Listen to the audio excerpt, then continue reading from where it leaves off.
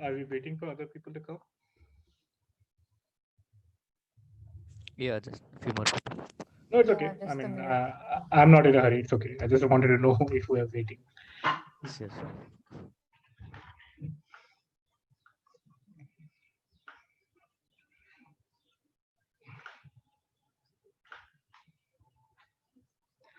I'm going to stop my screen sharing for just a second. I just want to edit one thing in my slide. Sure, sure. Okay.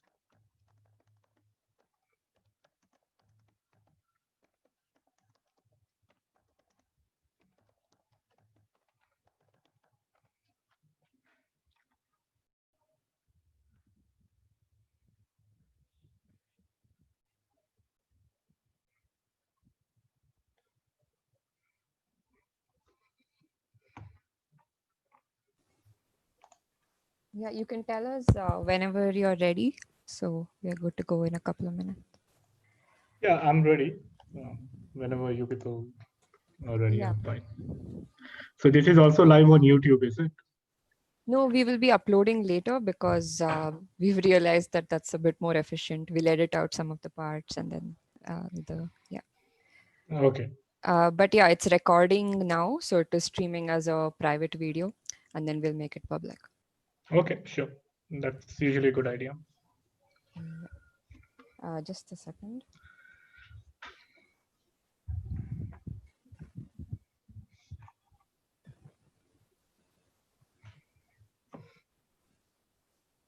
Okay. So, good afternoon, good evening, everyone. We have Siddharth here from Ayuka. Thank you, Siddharth, for coming here and being a part of Equinox. It's actually been a very exciting journey so far, but we've not really gone into instrumentation as of yet. We have mostly dealt with theory. We've tried building our foundations in astronomy and astrophysics, learned all the basic concepts. So I think your talk is going to kind of set the tone for the upcoming few talks because we are going to look into instrumentation for the first time. Siddharth actually has a BE in mechanical engineering, which is also really nice because some of us are here from engineering backgrounds and we want to enter pure science. So welcome to Nakshatra and let's get started. Okay, thank you. Thank you for the kind introduction. I'll share my screen now and Then we'll see how it goes. Just give me a second.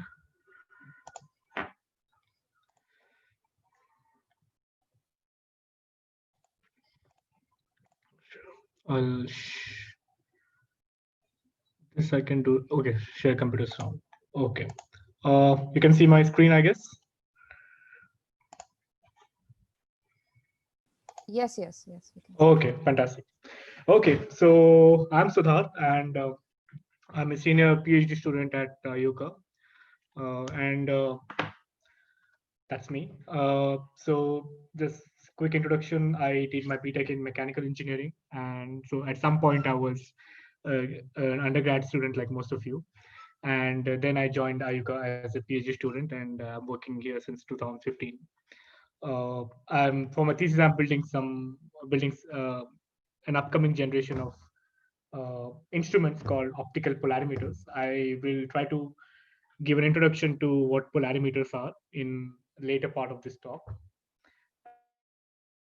And yeah, so the plan of the talk that I had in my mind was that instead of getting into the gory details of what polarimetry is, give an idea of what telescopes are, in a sense that from an engineer's point of view or an astronomer's point of view, what telescopes are and what telescopes can do for us.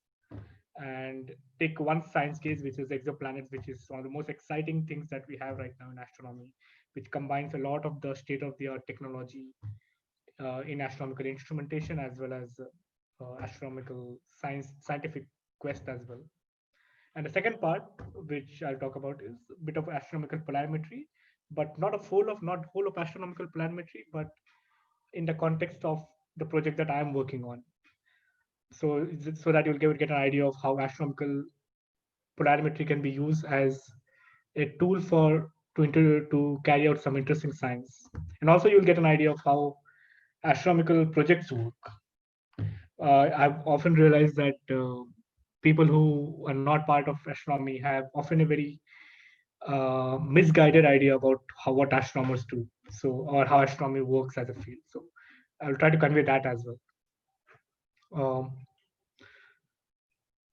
Also, the plan is that in every 15-20 minutes, I'll pause for a while so that I'll have a quick recap of what I've covered, and you can ask your questions so that it becomes more engaging. See, one of the problems with having these Zoom calls is that Zoom meetings is that we don't see anybody face to face, so it's very difficult to figure out how badly I'm doing. So I think it's a good idea to just pause for a while once between 20 minutes. Okay. And the other thing that I always say in my talks is that I don't want to cover everything. I mean, that's not a necessity.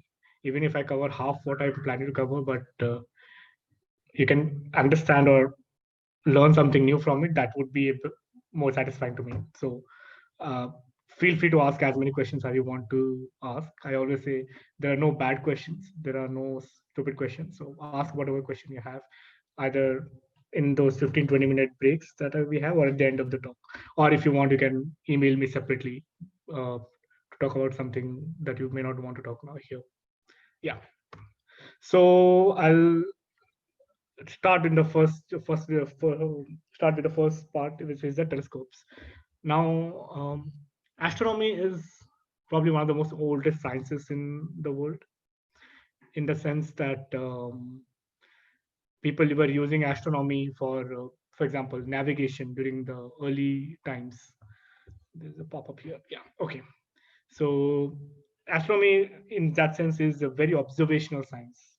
In the sense, most of our understanding about the universe is driven by what we have observed from the universe, rather than something that is built from theory first. So then, question is, how do we carry out astronomy? Now, the unique thing about astronomy is that, or astronomical sources, is that most of the sources that we want to understand, like stars and galaxies, are very far away from us. So there is no way that we can go there and do something, unlike in the lab where you can create a system of semiconductors or solid state systems. So there's nothing that you can do to go into a system and change something and see how it works. So all the source of information that we have from astronomical sources is the mostly through the light that we get from them. And inherently the problem is that because these sources are so far away from us, they are faint and they're very small. keep these two things in mind. This is the two basic problems with astronomy. The sources are faint and the sources are small. Uh, and it's important to distinguish between them. Some sources may be very bright but still be faint, and vice versa. So I'll try to distinguish these two things in succeeding slides. But basic takeaway is that the problem with astronomy is that twofold: trying to find faint sources as well as very small size sources. Just a quick introduction to telescopes. I think all of you know what telescope is, but for the sake of completeness, I wanted to build it up from the bottom. So this is what a normal telescope looks like. You have a primary mirror which is reflects light from this large area, and then it's focused on somewhere at the back where it's called the focal telescope focal plane, and you get an image here.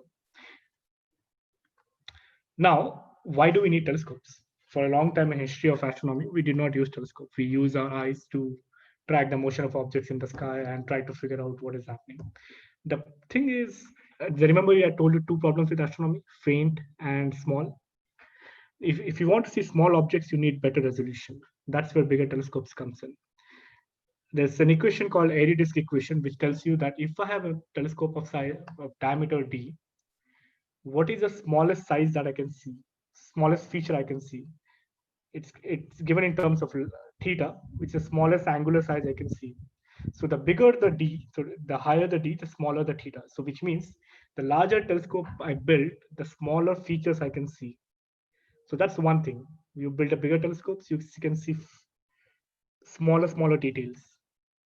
And the other part is I told you that it's a faint objects, which means that they emit a lot of photons. For example, stars emit a lot of photons.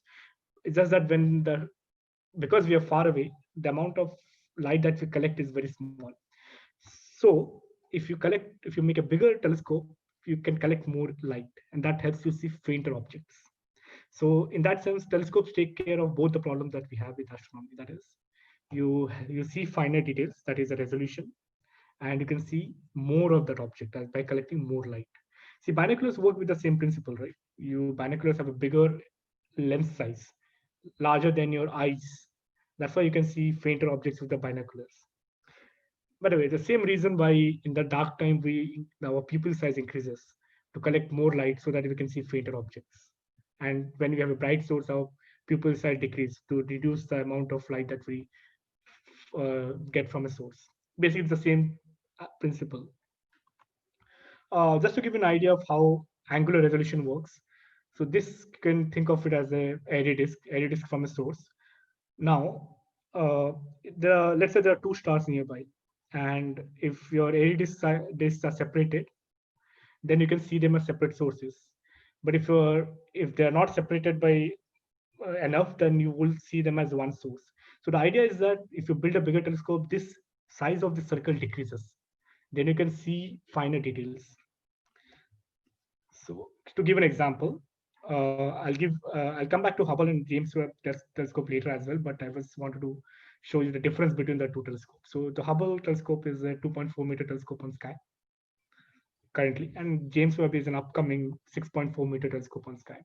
Now these are the top part of the image is from Hubble, and the bottom is from JWST. Now you can see the first obvious thing that you can see is you can see finer details here in James Webb Space Telescope. You can see stars here in this galaxy, which you could not see here. So we are seeing finer details because the edit size is smaller. Other other thing is you can see some of these faint objects here, right? That you do not see here. That is because it has a larger collecting area, and you are able to see even fainter objects. So this image illustrates how bigger telescopes help us see fainter objects and as well as with better resolution. So just a trivia from history: Galileo was the first person to make a telescope, and this is how the telescope looks like. It's a 5-centimeter telescope, smaller than what most amateur astronomers make by themselves. But even with the small uh, telescope like this, he could discover the moons of Jupiter, and that is one of the most important events in the history of humankind, because that proved the Copernican theory that the center of the universe is sun. Because now we found a system which has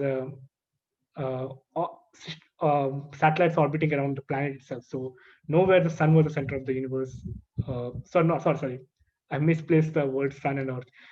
Copernican theory said, prior to Copernican theory, the idea was that the earth was center of the universe. But now we found a system where Jupiter was the center of satellites around itself. So it was a big change just by the big change of our idea in the universe just by looking at the Jupiter's moon by the small telescope itself.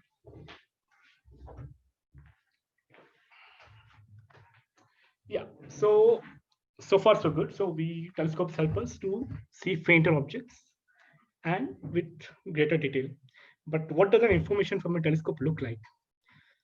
Uh, so telescope collects light, right? Basically, inherently. So, but what do we do with the light is up to us. So basically, there are three kinds of instruments that people use to analyze the light that we obtain from a telescope. So there's a key distinction here. Telescope is something that collects light. An instrument is something that analyzes that light.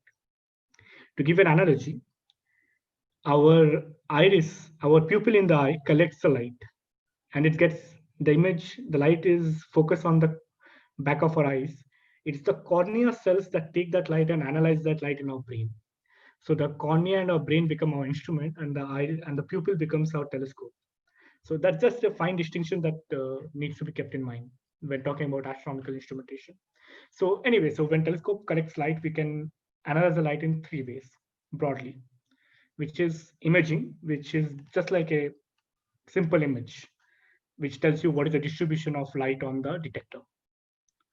Then the second is called spectra, which is most of you would know. It is what is the spread of the flux as a function of wavelength. And third is something called polarization, which is to understand what is the nature of polarization of light that is coming from that object. Now, this is an example of an image. So basically, your focus takes the light from the telescope and image on a detector, and you get an image like this. Now, from this image, you can see some details. Like, for example, there are these beautiful spiral arms where there are blue colors. Blue colors means there are young stars are forming there, because whenever young stars form, they emit in ultraviolet. Then there are these red lanes, which are the dust clouds of the galaxy. Then you can see there are some background galaxies which are yellowish in color. So that is the sort of information that you get from image. Now this is what a spectra looks like, by the way. So you can see what is the y-axis is the intensity or the flux from a source as a function of wavelength. So usually the sort of think of it like a black body curve, but except that there are some bumps in between. So the bumps are because of because emission and absorption because of the chemical species present around that time. So by looking at a spectra, you can understand which chemical species are present. And by knowing that, we can understand what is the chemistry of the object for one. Two, some chemicals are present only when particular temperature and pressure conditions exist in a system. So then the presence of those molecules tells you what is the temperature and pressure of the system and other details which cannot be found from image. So spectra in that sense is probably the most useful tool that astronomers have. And I don't know if you people have been following news, then people have discovered phosphine in Venus.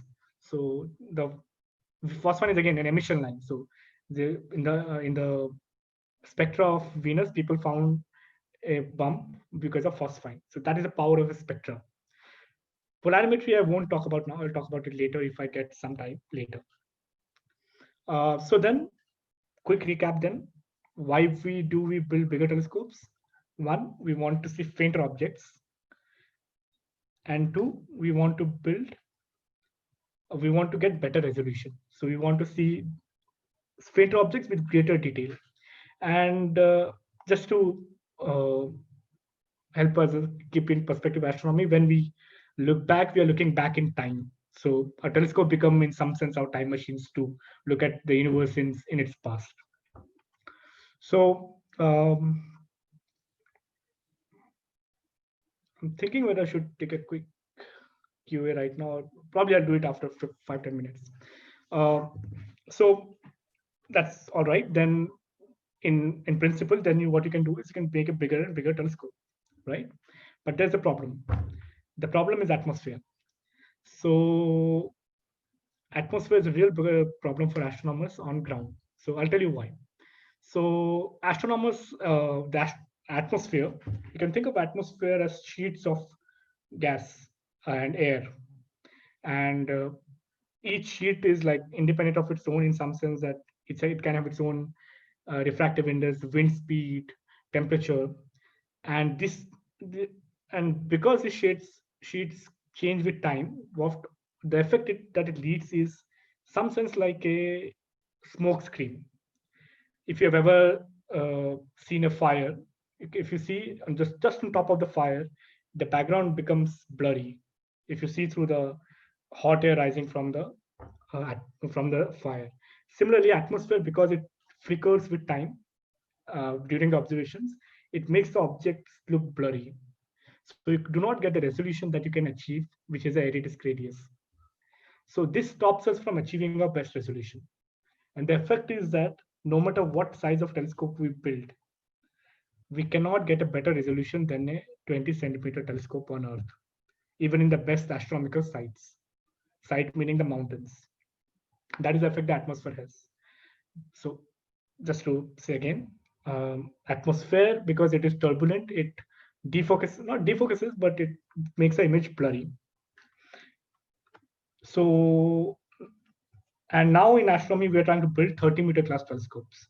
Remember, I told you, effect of atmosphere is that it cannot allow us to image better than a 20 centimeter telescope. And now astronomers are trying to build 30-meter telescopes. I'll tell about how we will do it on ground. But there are two ways to solve this problem, because you cannot just sit back and say, okay, atmosphere is stopping us from doing something, so we cannot do anything, because it's a scientific problem and it has to be scientifically tackled and a solution has to be found. So there are two solutions. One, you go to space and there's no atmosphere there, so you will get diffraction limited image, which is area disk radius. Or stay on ground, but use something called adaptive optics. Okay. I'll first talk about adaptive optics and then I'll go to space telescopes. So the idea of the adaptive optic system is actually pretty simple, although it's complicated to implement in practice. The idea is that either you look at a real star on sky or an actual, or create a laser star and measure what is the atmosphere doing to that star, and then implement that correction on the main object you are observing in. Suppose you are looking at a galaxy, and nearby that galaxy there is a star. We call it guide star, or we shoot a laser in the atmosphere and that becomes our star. And we measure what is the aberrations or the effect that the atmosphere is doing to that guide star on ground, and then correct that and correct that on the actual object of our interest. And this is done in real time. So I'll show you a quick video on how this works. So this is the adaptive optics, how adaptive optics works in ground. It's a ESO video. Okay, it's a GIF, I think.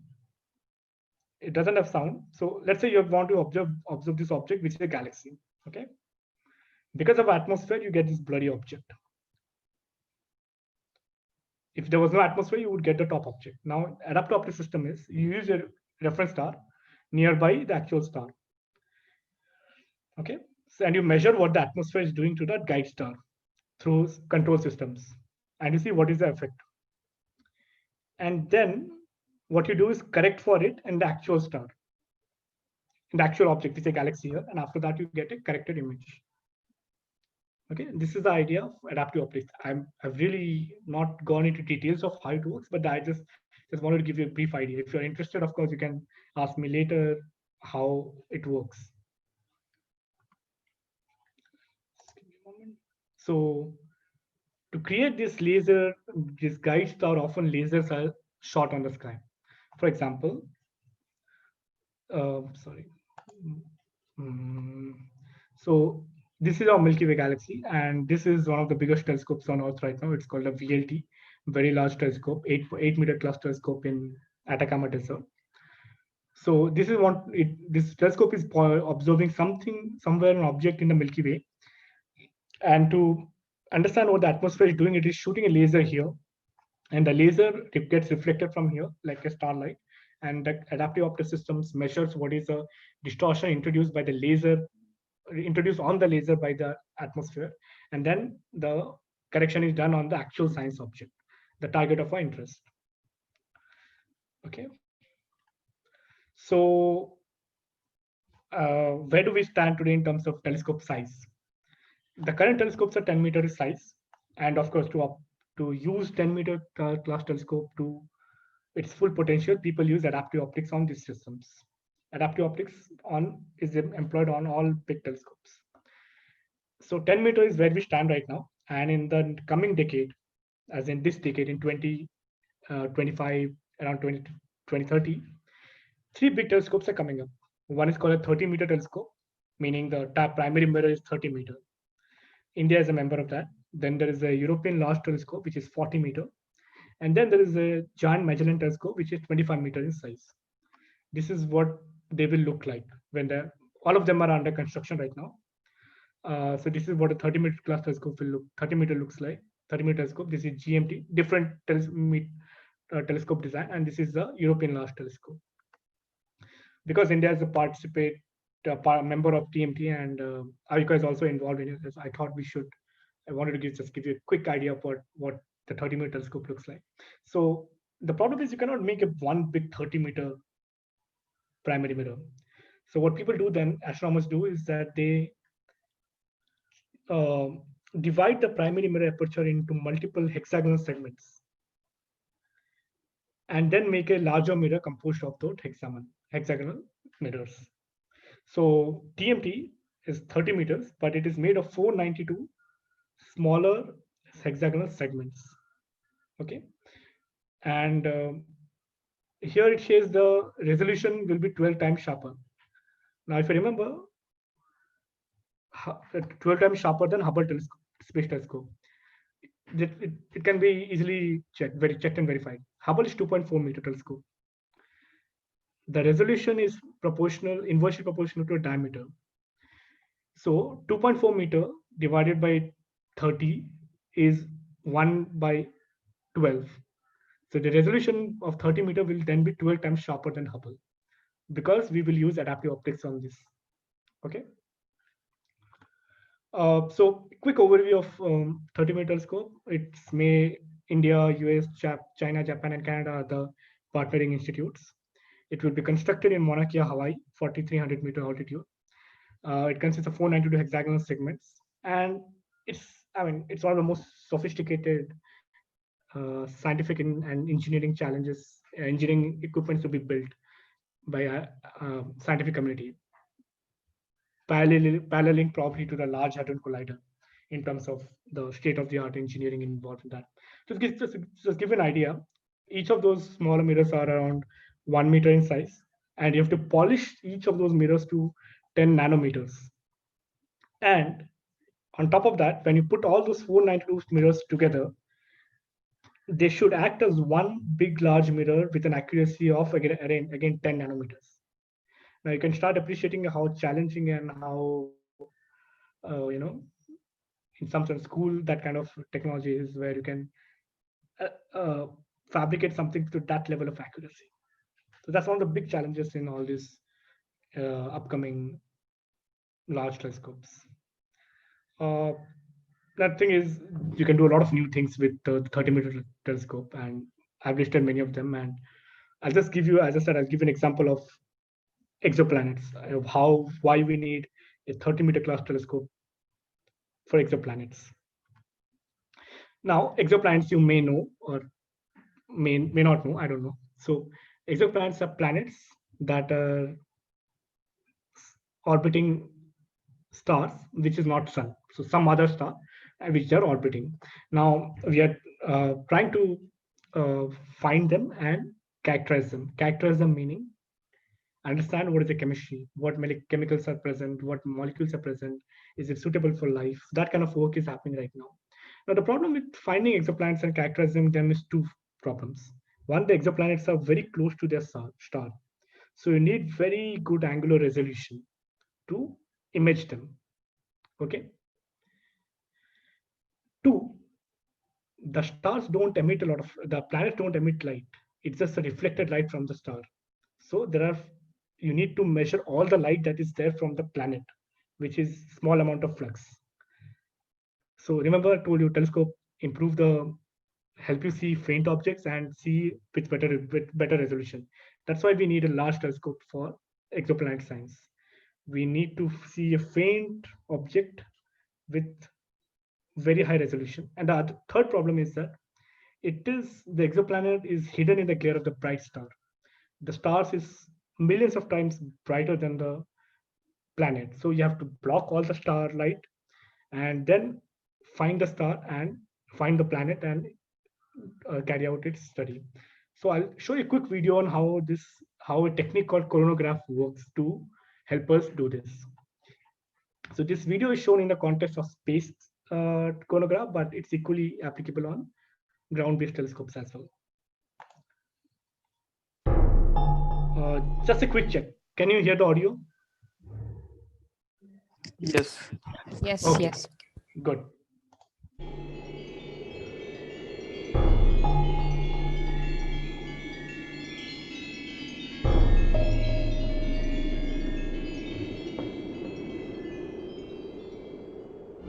A distant star is orbited by two planets. One looks similar to the Earth, the other is a gas giant. When viewed from a distance, the two planets disappear into the glare of their sun. How could we ever find these planets all the way from the Earth? By using a space telescope with a coronagraph to separate starlight from planet light. As the star's light passes through the telescope's large mirrors, it picks up small distortions. Diffraction adds. So the aberration is introduced by the telescope, but in ground-based telescope, it will be because of the atmosphere. Concentric rings to the image we see. To reveal the planets, first a coronagraph uses a mask to block much of the star's light and redirect the remaining light to the outer edges. A washer-shaped device can now block most of the rest of the star's light. Because the planet's light comes in at an angle, it misses the mask and passes through the center of the washer. But when we turn up the image signal by collecting more light, we can see that the planets are still hidden under blobs of leftover starlight. To remove these blobs, the coronagraph has a special deformable mirror that can change shape by using hundreds of tiny pistons. This can correct distortions in the light beam. As the mirror deforms, the blobs of light as seen in the monitor slowly begin disappearing, finally revealing the brighter of the two planets. Afterwards, the fainter planet also comes into view. We can now see objects more than 1 billion times fainter than the star. And if the light from these planets is passed through a prism, we can spread it out into rainbows of color. But some colors are missing. They were absorbed by gases in each planet's atmosphere, giving us important clues about their composition. The search for life in the universe has taken a new step forward. Okay. So this is how coronagraph works, which is block all the light from the star and then use large collecting telescopes to see the faint planets around it. And you need high resolution because the angular separation between a star and the planet is really tiny. So that's why you need large telescopes here in this context. So this is an actual image of a coronagraph-based imaging system for planets. Here the starlight has been blocked. That's why there's no star present here. And around it, you can see 3 planets. Okay. And this is an actual GIF video of a coronagraph-based imaging of multiple planets in a planetary system. So you can see the main star is blocked here because of the coronagraph, and I'll play the video. You can see that there are 4 planets now, and they're orbiting around the star. Oh, let me see. There's some other examples of what chronographs can do, but I'll probably just stop here because uh, I would. I will stop talking about chronographs here at this moment. And then, as I said, the other way of beating the atmosphere is going to space. Uh, going to space itself has a lot of its challenges. You need to make things lightweight. You need to prepare them to withstand the harsh environments of the space. Launch itself is a very difficult process because the instruments go through severe vibrations during launch. So there's a lot of engineering challenges involved in making things work on space. And the other problem is if you do something wrong, you don't you usually cannot go to space and fix them, while you can do that on ground-based telescopes. That's one of the big challenges with with the space telescopes in general. I'm going to talk about two famous space telescopes. One is Hubble, which most of you might know. Most of the amazing images of the galaxies and the nebulas you see are because of Hubble. So Hubble telescope is named after this guy. He is Edwin Hubble, who found that the universe is expanding, and also he found that Milky Way is just one of the many galaxies. So, so in his honor, the Hubble Space Telescope was launched in 1990. It's a 2.4 meter aperture telescope. Aperture meaning primary mirror aperture, and basically it has revolutionized astronomy. It is by far the most successful telescope till date. And then the upcoming one is successor to um, Hubble, which is James Webb. Now it's a different technology. If you see here, there are segmented mirrors because you cannot make a large telescope by itself. Again, because of the size of the optics that you can make. So it's a 6.5 meter telescope, but it's segmented, and it's coated with gold. And it is scheduled to be launched in 2021. It will be placed in Lagrangian point two, which is the point uh, Lagrangian point uh, away from the sun so that it can be in darkness throughout. And it will observe not in optical but more in infrared wavelengths of 1 to 25 microns. And it's a very costly instrument, and it's around $1 billion. So this is just a quick sketch of what James Webb Space Telescope looks like. So there is a primary, and then there's a secondary mirror here. Like most, in terms of telescope design, it's simple. Then there are these instruments loaded at the back of the primary. Remember, I told you telescope collects light and the instrument analyzes the light.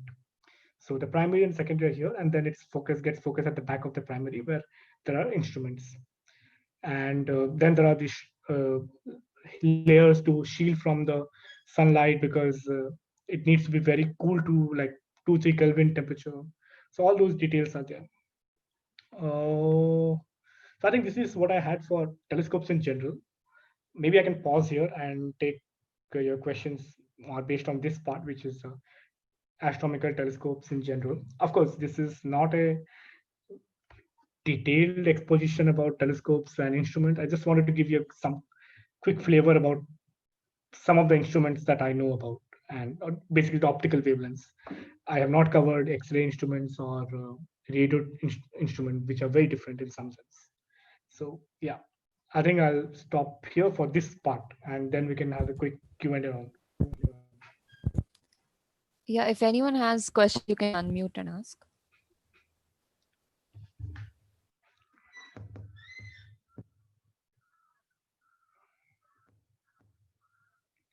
In the meantime, I'll stop sharing and prepare my next How presentation. long is this break going to be?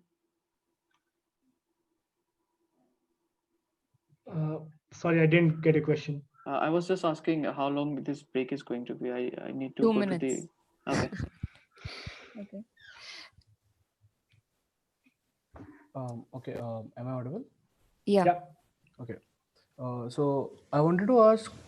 Okay. For example, that coronagraph video which you showed us, that was really cool.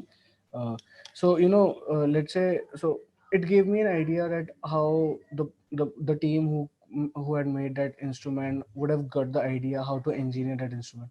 So let's say if I want to, if I want to observe some specific area of the sky, or some specific objects, so how that physics goes behind the instrumentation, and and on the basis of that physics, how that instrumentation is, taken forward, and how all the things is created. So how that process works, I wanted to know that. Yeah, so that's a good question actually, and that's something that I wanted to come to, which will probably be clear in my next presentation, hopefully. But anyway, just to give a quick recap, quick overview of how it works is that I think your question is, if I understand correctly, that if I want to do so, it all starts with what do I want to do as a scientific person, as in what is the scientific question that I have in my mind. Yeah, exactly. So that starts from there. Let's say you want to find an exoplanet, particular class of exoplanets. Mhm. Question is, how do I find it? Mhm. So based that there will be theorists who will and modelers who will tell us Mhm. that these kind of objects can give these kind of signatures. It either can be in spectroscopy or in imaging or in polarimetry. Let's say in some spectroscopy, it says that these three emission lines will be present in these three wavelengths with this width of the emission lines. So Mhm. then they will go to an instrumentation person and they will say, hey, I want to do this. And for that, I need an instrument which can do this, which can measure these three lines. So that will tell you what is the wavelength at which the spectroscope should work, what is the resolution of the spectroscope, resolution meaning how finely it can, you know, Mhm. find the emission lines. So then the instrumentation will, some person will say, okay, I can do, so we can do based on the current instrumentation, we can probably observe two of those emission lines, but not the third. Okay. So then the theorists will again figure out, is that okay? And then, so it's like a back and forth exchange that happens. But once two of these iterations happen, both the both the instrumentation person as well as the theorists will conclude like, this is our science case, this is what are the requirements, final requirements, and what is the instrument requirement. Mhm. Based on that, the instrument specification is made, and then the instrument is designed, keeping in Okay. mind what is the scientific requirement as well as what is technologically possible. Mhm. Was that a question? Yes, absolutely. Yeah. So yeah, that's what I wanted to know, like, the how the this process comes up, because I attended an earlier talk on AstroSat. Mhm. So I was basically thinking, like, we created a satellite, we put some instruments, we and those instruments are fabricated in India itself, and for that Mhm. specifically for some purpose. So I was thinking, like, how that plan basically, first, for the plan is formulated and then it's executed in step by process. So. So for every project, you have a scientific team Mhm. and a technical team. Okay. The science team tells you what do you need to do, what do you need to find, Mhm. and the technical team will tell you how you will find it, as in what instrumentation and what engineering is involved. So it's an interface between science, theoretical science and practical engineering. Okay. So for that specific instrument, do we define a timeline? For example, let's say at least this instrument should work for 5 years or 10 years, Of something like course, that. Okay. most instruments require millions of dollars to make, Yes. and nobody's going to give you $1 million if you don't promise anything. You have to Yeah. say how long will it take you to make the instrument, how long will the instrument work for, and what will be the eventual impact of the instrument on the broad scientific community. Okay. So the project I'm working on, I'll try to emphasize all of these questions because these are all important questions that you're asking.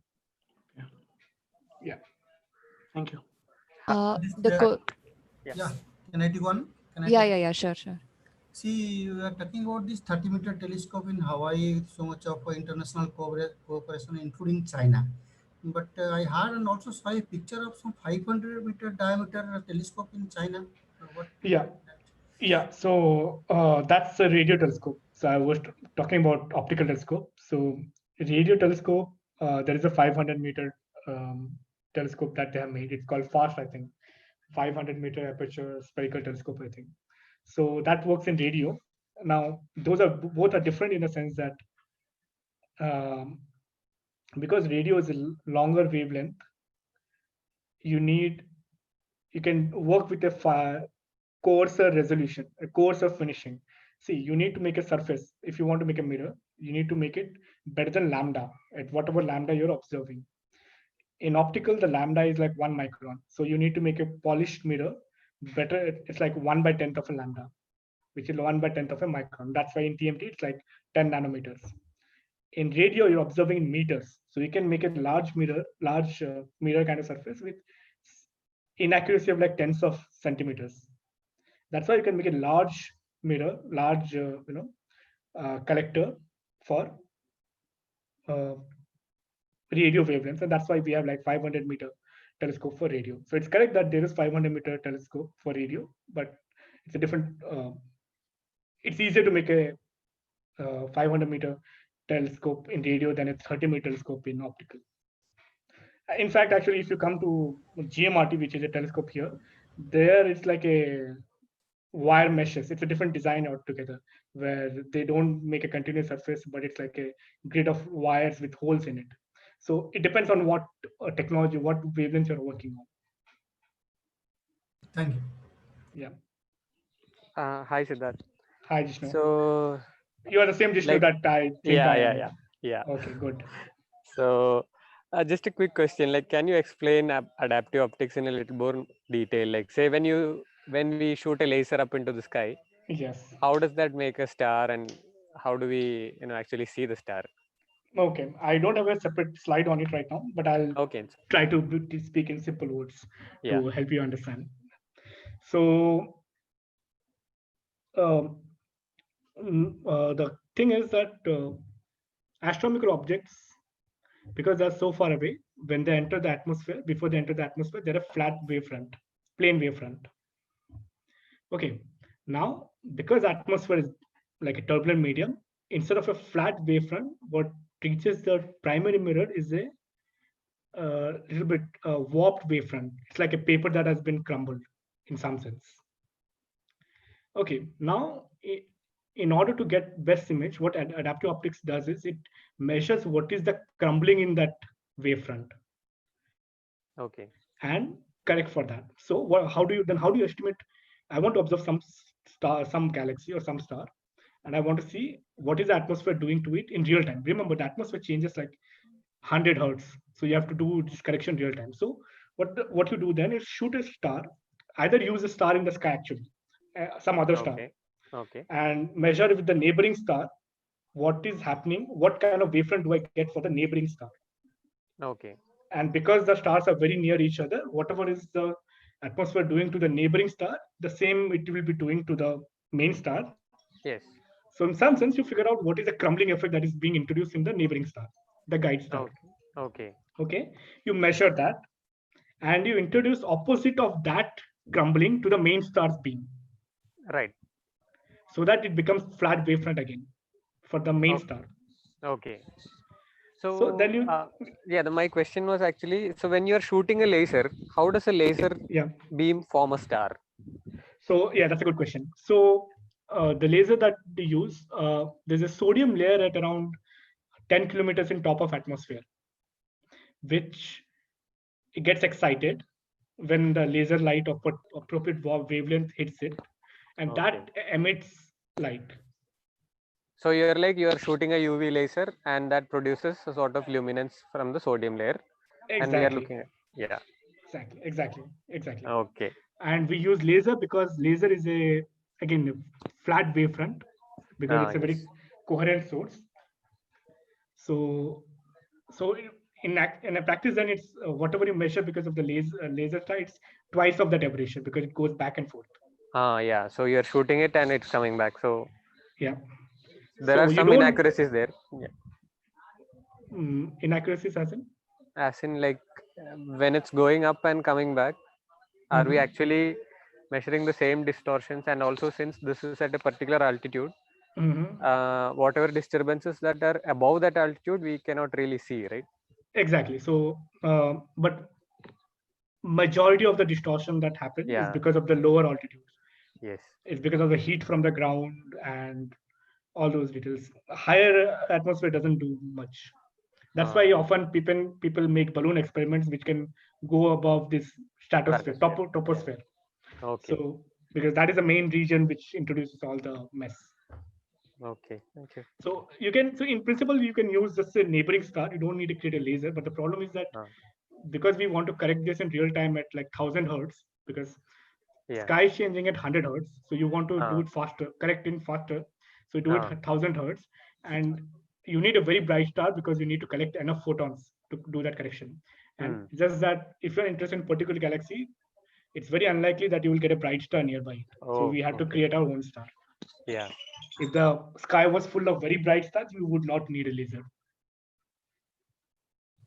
When you're actually doing the modifications in the optics, in adaptive optics, I'm guessing there is like a control system and like a feedback loop. But exactly, doesn't the distortion in the optics therefore lead to a lot of changes in your output? And then you have to again kind of account for that? You're saying, how do you close the loop? Yeah.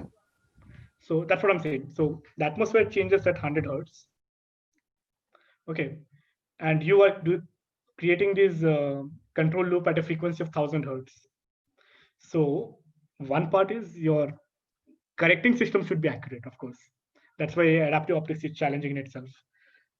So the optics that measures this distortion and applies the correction are much more accurate than what you are aiming at, in the sense that if you're aiming to get an accuracy of 1 micrometer, let's say in some sense, some scale, then your optics has to be accurate to around 0.1 micrometer in terms of how much it can correct for that beam.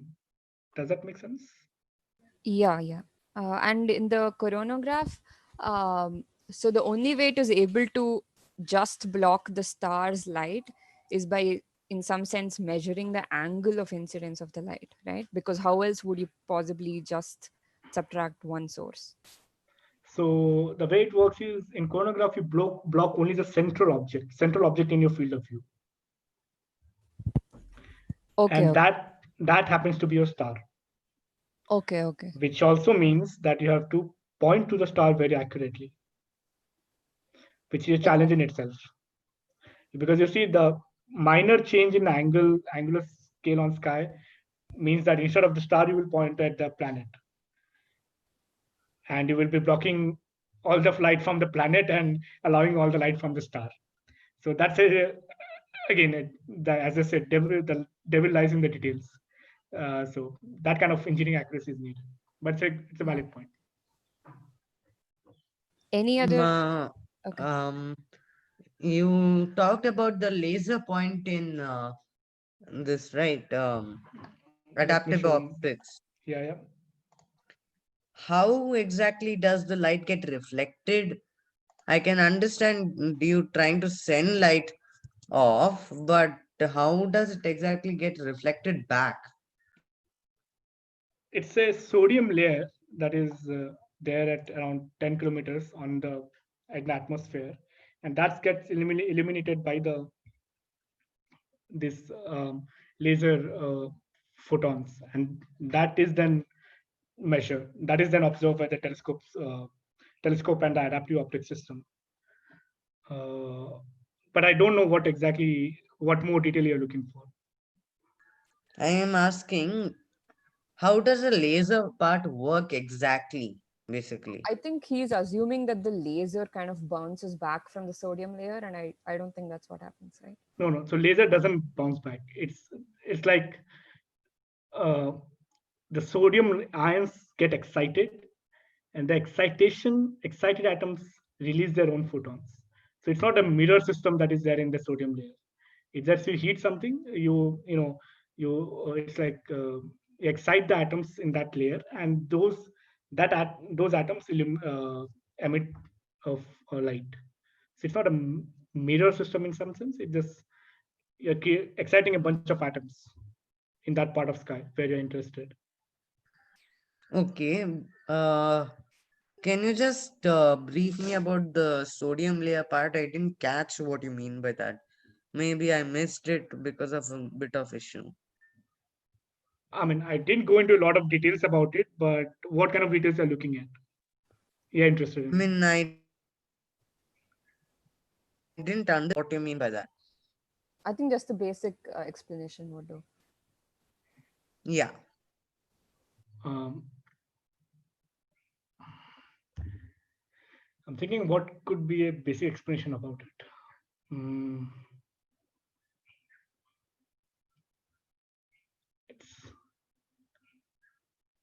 How about this? I don't know. I mean, what do you mean by basic here?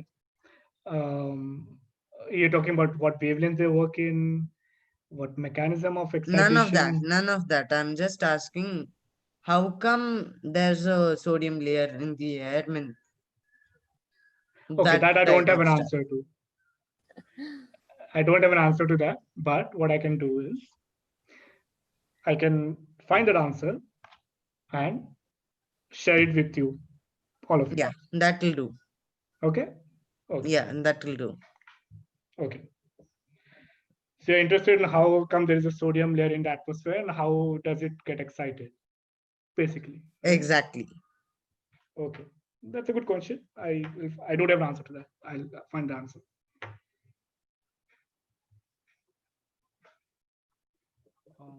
If you allow me and if time persists, I think I can answer that. Hello? I mean, it's fine unless somebody else has other question. Maybe we can finish the question first and then we can listen to the answer, right?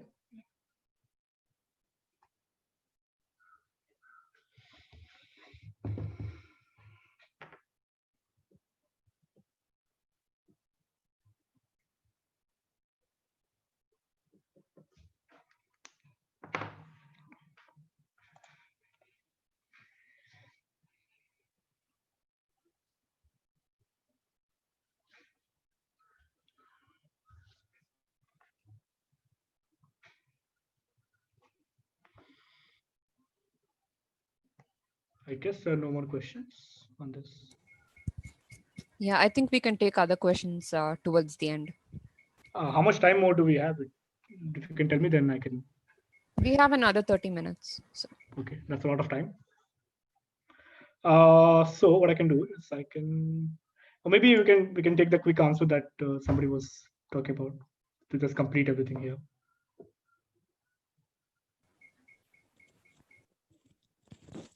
Bhavesh. Yeah, if all works, so if time persists. Yeah, it's a quick answer, right? Yeah, it's a quick answer. So, Then okay. So the sodium layer, basically, as we know, all the atmosphere has different layers and different chemical composition. So there is a sodium layer at 10-kilometer altitude, and basically it comes in the mesosphere region of the atmosphere. And the point from where it comes, like from where that atmospheric sodium comes is that it comes from meteors. So whenever a meteor, just get his journey down towards earth, so basically gets burned down, and there are some specific elements which gets ionized while it is burning down. So there are some elements such as atomic oxygen, sodium, and all this kind of stuff. So in the upper layers of atmosphere, such as in mesosphere, in thermosphere, so there is, and specifically in ionosphere, so these atoms basically get what do you say, gets deposited at a specific altitude. And you can say a partial reason for that is because of earth's magnetic field, and also because of excitation of those molecules every time and now. So that's from where that sodium comes. And another reason for that is that sodium also comes from sea salt, so NaCl. So basically, when sea salts get evaporated from the oceans, so it gets deposited again at 10-kilometer altitude, and that NaCl, gets get orbiting there in that 10-kilometer altitude. So whenever some sun rays come, or whenever let's say we shot a laser for that adaptive optics, it ionize that sodium, and maybe that's how they are creating that artificial star by ionizing that sodium. And that sodium gets deionized by just simply attaching to the chlorine on or other particles there, or other molecules there. So different layers has different things. and this comes actually in twilight air glow phenomena. So there is, for example, like the sodium layer on mesosphere, then there is atomic oxygen at thermosphere at 350 kilometers. So all these things kind of arise these circumstances. So that's it. Okay, thanks. So I think that was a good answer anyway. So let me go to my next part, which is I'll talk about the project that I'm working on. And it won't be a direct exposition to polarimetry in some sense, but I want to give an idea of how astronomical projects work. As somebody asked, how do you go from scientific goals to technical goals to engineering goals, and how everything comes into place. Uh, this project got me excited when I was doing my grad school in Ayuka, and I decided to do it as my PhD, and I just wanted to show you this. I'll share my screen. Just give me a moment.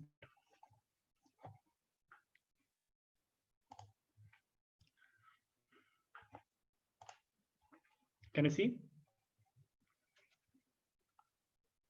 Yeah, we can. Okay, sorry about the YAM 2019 thing. My LaTeX compiler is not working today properly, so I could not change some of the details. Beyond that, rest is fine. So it's a project called Pacify. I'll tell you what that means. The name of the project is Pacify, and the question is then as somebody asked, how does it begin? The question then starts with a scientific question. The whole project starts with a scientific question, like what do you want to do? What we wanted to do is create a 3D map of dust clouds and magnetic field in our Milky Way galaxy. So create a map, 3D map, of how many dust clouds are there in any line of sight, at what distance, and what is the magnetic field in that dust cloud. Okay. The question is, how would you do it? There are two things that we need. One is polarization measurement of stars and the distance to those stars. Now, of course, should not be obvious to you how these two, the stellar polarization measurement and distances to stars, can be used to create this map. Okay, I'll come to that. Then the question is, why do you want to do that? Let's say you had this map of dust clouds and magnetic field. What will you do with that? What scientific use of what is the scientific use of something like that?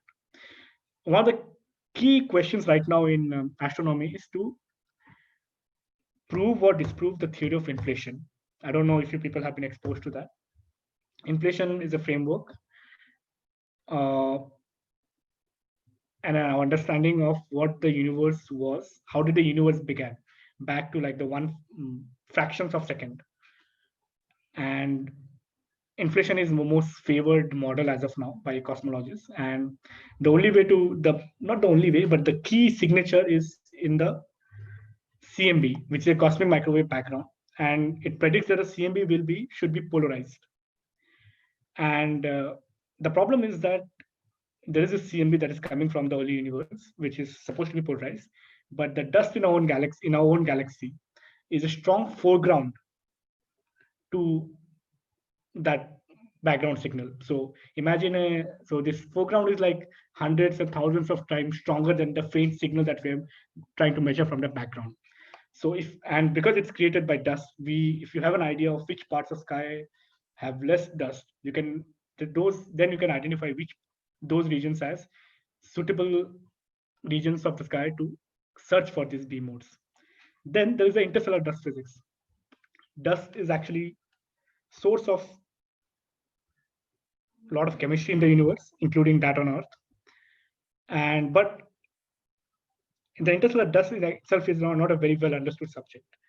Probably it's one of the most within astronomy, it's turning out to be one of the most difficult subjects to understand, and that is because one, it's lack of measurements as well. So because polarization is created by dust, and if we measure a lot of polarized stars, we can understand something about the dust. That's one of the ideas. And then the last one, which is a bit more technical and probably not relevant here. If any of you comes to astronomy, then they will probably understand this point. So as I said, why do you want CMB beam mode measurements? Okay, I'll skip this slide. Anyway, so the idea coming to stellar polarization. So if you look at any star, and most stars are unpolarized, meaning there is no preferential direction of oscillations of photons coming from the star. If you look at sun, for example, even though the sun has sunspots and those individual regions have emit polarized light, when you look sun as a whole, it's unpolarized. It's actually the most unpolarized source that we know in the universe. But an interesting thing happened is that when in 1940s, astronomers started measuring polarization of stars, they found that all stars are polarized. And it perplexed them for a long time. And the other thing that was found is that the amount of polarization is proportional to distance. Now, that also is not very obvious. Around the same time, other bunch of astronomers were coming around the idea that maybe interstellar medium is not void, but filled with dust grains. So that's where the idea that the magnetic field of dust, dust and magnetic field in combination could be creating this polarization. And actually, polarization was one of the important observations that cemented the idea that interstellar medium is filled with dust grains. So this sketch is basically an indicator of how this works. So let's say you have a background star here, and you have an unpolarized light coming from that star. You are an observer here, and then there's a dust cloud here, and there are a lot of these dust grains. Some of these dust grains are not spherical but elongated, and they get aligned with the magnetic field. And because there is a differential cross section for different polarization, this vertical polarization gets blocked more than the horizontal polarization. So even though the incoming light was unpolarized, the light coming out from the dust cloud becomes polarized, and the polarization, the polarization is then in the direction of the magnetic field. So quick recap then is that when I measured the polarization of this background star, I don't learn anything about the polarization of the star itself. What I'm learning is there a magnetic field in between me and the star? Because you cannot see in between me and the star, is there any dust cloud? Because you cannot see the dust cloud usually. If the star is polarized, then there's a dust cloud. And the direction of polarization tells you what is the direction of the magnetic field in the dust cloud.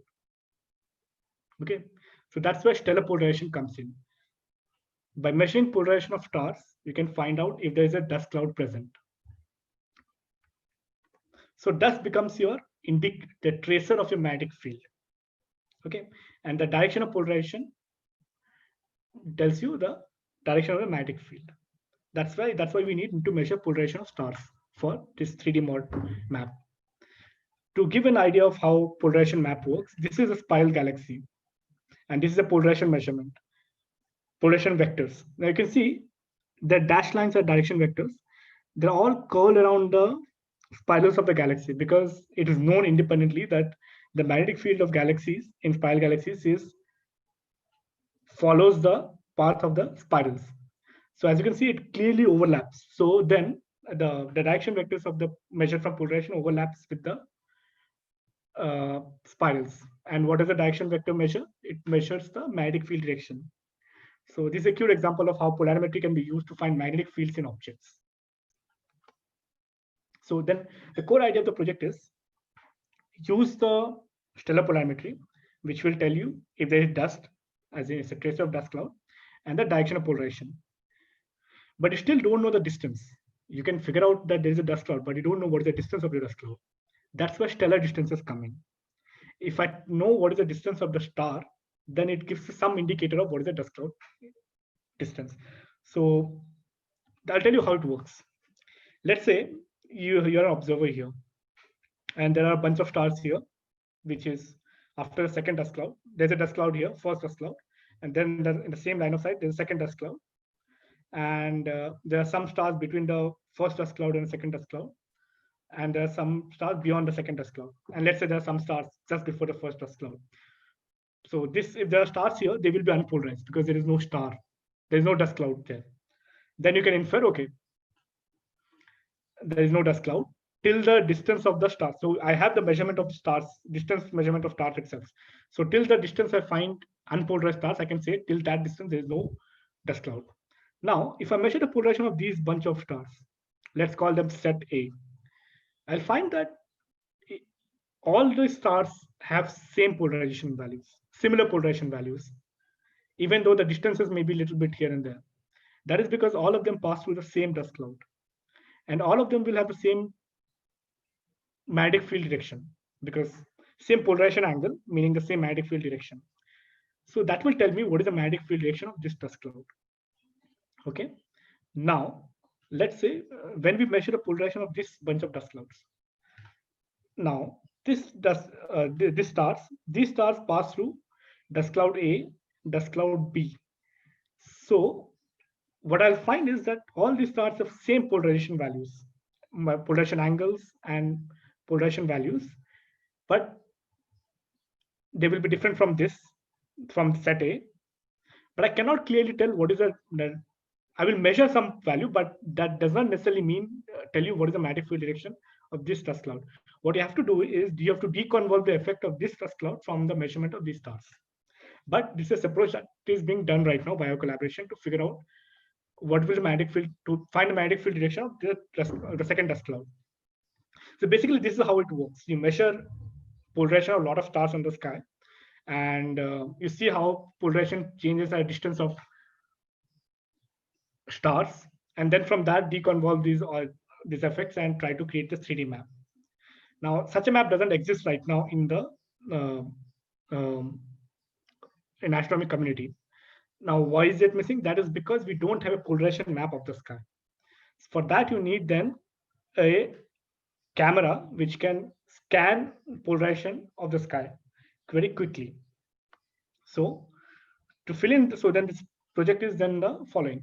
The Gaia project, Gaia is a satellite by European Space Organization, which is finding measurements, accurate measurements of all the stars. What is missing is the polarization measurements, which is where we are trying to fill in. We are building this polarimeters called Wallop, which will accurately find the polarization values of the stars. Okay. And to give you an estimate, what is the accuracy we need? Stars are polarized to a level of like 1%, 1 to 5, 1.5%. We want to measure polarization and accuracy of 0.1%. That's the difference between, so that is the accuracy with which we want to estimate the linear polarization. So there are two instruments that we are currently building right now. One will go to the 1 meter telescope in South Africa, and one will go to the 1.3 meter telescope in Crete, Greece. This is SAO. This is like a township in general. I mean, there are a lot of telescopes here. And this is Equinox in Crete. Okay. So this is, so the Pacific survey, what it does is then it's a very convoluted acronym actually. Pacify is the name of a Greek queen, antiquity queen, and somehow our collaborators figured out a full form that will fit in that name. So anyway, so it stands for Polar Area Stellar Imaging Polarization High Accuracy Experiment. The idea is that measure optical polarization of stars in the polar regions of the galaxy, starting with polar regions, but will eventually go to the full sky as well, with 0.1% accuracy, and measure them with high deep observations, and we will measure at optical wavelengths. It was supposed to start in 2019, but because of different reasons, it has got delayed, and it's scheduled to come up next year. And initially, we are trying to cover 4,000 square degrees of sky, which is like 1/10, and then we'll go further after that. And in that process, we'll be measuring polarization of more than about 1 million stars. Right now, to give an idea, astronomers have polarization measurements of around few thousands of stars. And that is what is, as I said, limiting one of the limiting factors in our understanding of our magnetic field and dust clouds and how they interact with each other, because we don't have a lot of measurements. So this project is trying to fill in that gap. This I'll skip. And it's a collaboration between multiple institutions. In IUCA, we are building this instrument as well as the instrument pipeline. Pipeline meaning a software that will take the input data, input images from the telescope, and give out the final measurements, which is the polarization values.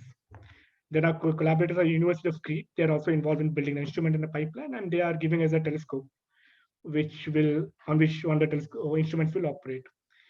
Caltech, which is California Institute of Technology, which many of you may already know, is involved in the data analysis and pipeline. And then South Africa, SAO, is involved in telescope operations. And then there is a group at University of Oslo in Norway, which is going to take this data from in polarization data and try to create a map for the CMB people, because CMB is observed in microwave wavelengths, which is a different wavelength altogether. So their interest is something else. So as you can see, it's a very diverse group in some sense. University of Oslo people are not interested in, how is the instrument, what is the instrument. They're interested in the final data, final polarization values, which they will use for their own work. We in IUCA are predominantly interested in building the instrument, and University of Crete and Caltech are involved in interested in the analysis of the data. That's the scientific part of the data. Scientific part of the project is what they're interested in. Yeah, and funded by multiple organizations. You see, most of the projects nowadays are multinational because it involves a lot of money. It requires a lot of money. Also, requires a lot of manpower. You require people from different backgrounds and different expertise to come together to make project work. You need engineers, you need observers, you need theorists, all kinds of people. I think I'll skip this part, but just to give an idea, I was talking about these slides talk about what is the specification of the instrument. What do you need from the instrument? The idea is that it should be a wide field instrument because you want to cover a large part of the sky. You need to have a camera that can look at one large part of sky at one go. Wide field. You cannot just measure one star at a time. You want to measure polarization of multiple stars at a time. So that is one of the main requirements of the instrument, which is what makes it very difficult because nobody has built a wide field polarimeter before. That is where my PhD comes in actually. So I'll show you quickly how a polarimeter image looks like. This is one of the instruments that was built in IUCA. It's a polarimeter called RoboPol, which is currently operational in Greece. For every star, 4 images are formed. Okay, and they correspond to the intensity as if the polarizer was first at 0 degrees, 90 degrees, 45, and 135, from which the Stokes parameters are found. Some of you may have had a course on Stokes parameters before, but so to those who don't know, question is how do you measure a polarization of a star or any object? You need to make basically 4 measurements if you're interested in linear polarimetry. You take the light source and you find what is the output when you place a polarizer in the optical path. And the polarizer should be pointed at 4 directions of its fast axis, 0, 90, 45, and 135. And the difference between the 4 measurements basically tells you what the polarization values are. Yeah.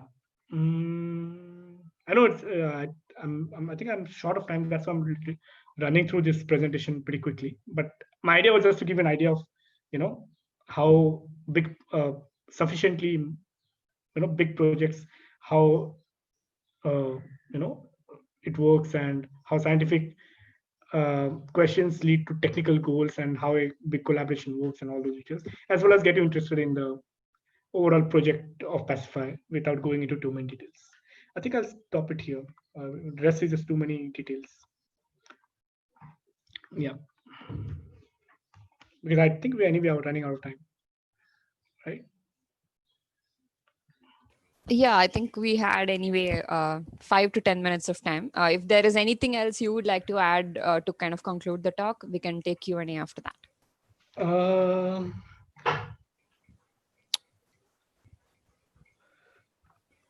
That's it. Let me think about it. So anyway, my idea of the talk was not to, fill your head with a lot of details. I just want to go away with some brief, flavor of how instrumentation works and how scientific goals drive the technical requirements of instruments and what are the different kinds of instruments that people are trying to do and what are the projects that people are trying to do and give a flavor like, it's a collaborative work where you need software engineers, hardware engineers, theorists, observers, all kinds of people to come together and make a project work. I think that is the one thought that I would probably try to give an idea. So astronomy in general is a collaborative effort. It's not a individual person working and making great discoveries. That never happens. I mean, that used to happen probably 100 years ago, but now astronomy is a very um, competitive. That's one, but very collaborative field. So that's the thing. Yeah. So Thank and you. there'll be something that you will find interesting. Anybody will find interesting. Yeah, I think polarimetry is something that all of us would like to actually learn a bit more about, because that's something we don't really get exposed to much. You know, we've had photometry and we learn a bit about spectroscopy, but somehow polarimetry is not something a lot of us are familiar with. So maybe we can take a few questions regarding, or you can maybe elaborate a little bit more on the basics of polarimetry before we move on to the Q&A. Can you just give us a couple Okay, of sure. sentences? If you yeah, sure. Just I'll put up some slides. Just let me find the right slide.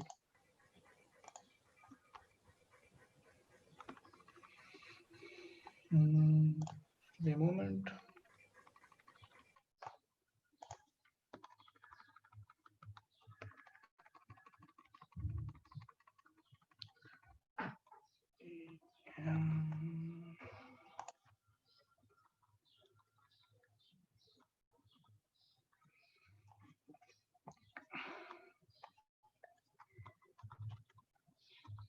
Yeah, I'll share my screen and let me just quickly do it. Yeah. So the basic of polarimetry comes down to the basic idea that light is a transverse wave.